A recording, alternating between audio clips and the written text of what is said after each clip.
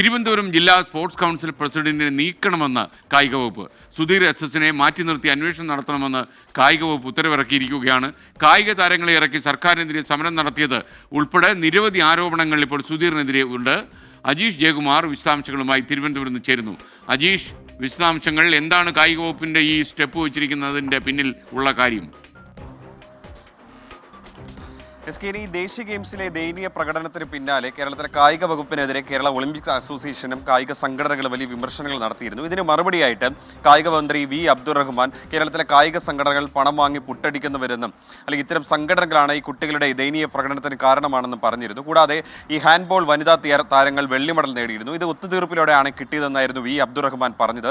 ഇതിനെതിരെ ഈ വിദ്യാർത്ഥികൾ തിരുവനന്തപുരത്ത് വലിയൊരു സമരം നടത്തിയിരുന്നു. അതായത് തങ്ങൾക്ക് കിട്ടിയ മെഡൽ തങ്ങൾ കടലിലെറിയുമെന്നും മന്ത്രി പ്രസ്താവന പിൻവലിക്കണമെന്നുമായിരുന്നു ആവശ്യം.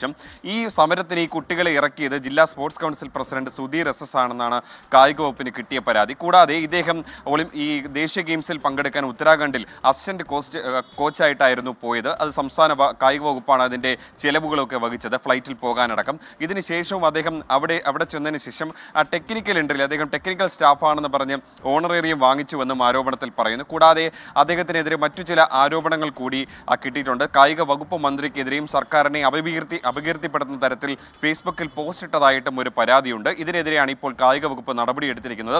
അദ്ദേഹത്തെ മാറ്റി നിർത്തി അന്വേഷണം നടത്തണമെന്നാണ് സ്പോർട്സ് കൗൺസിൽ പ്രസിഡന്റിനോട് കായിക വകുപ്പ് ജോയിന്റ് സെക്രട്ടറി ഇപ്പോൾ ഉത്തരവിലൂടെ പറഞ്ഞിരിക്കുന്നത്. എന്തായാലും അദ്ദേഹത്തിനെതിരെ അന്വേഷണം ഉടനുണ്ടാകും. സംസ്ഥാന സ്പോർട്സ് കൗൺസിൽ പ്രസിഡന്റോ വൈസ് പ്രസിഡന്റോ അദ്ദേഹം നിർദ്ദേശിക്കുന്ന ഒരു കമ്മിറ്റിയോ ഇദ്ദേഹത്തിനെ മാറ്റി നിർത്തി അന്വേഷിക്കണമെന്നാണ് ആവശ്യം. എന്തായാലും വൈകാതെ തന്നെ സ്പോർട്സ് കൗൺസിൽ പ്രസിഡന്റിന്റെ കസേര തെറിക്കുമെന്ന് ഉറപ്പാണ്. Okay, thank you Ajeesh Jayakumar.